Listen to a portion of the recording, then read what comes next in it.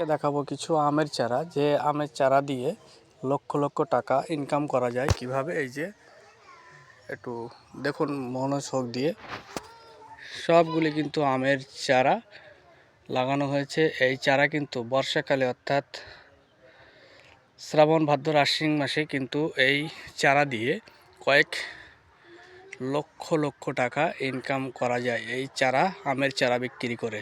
দেখুন সারি সারি একদম ওই মাথা থেকে এই পর্যন্ত একদম সারি সারি আমের চারা। তো দেখুন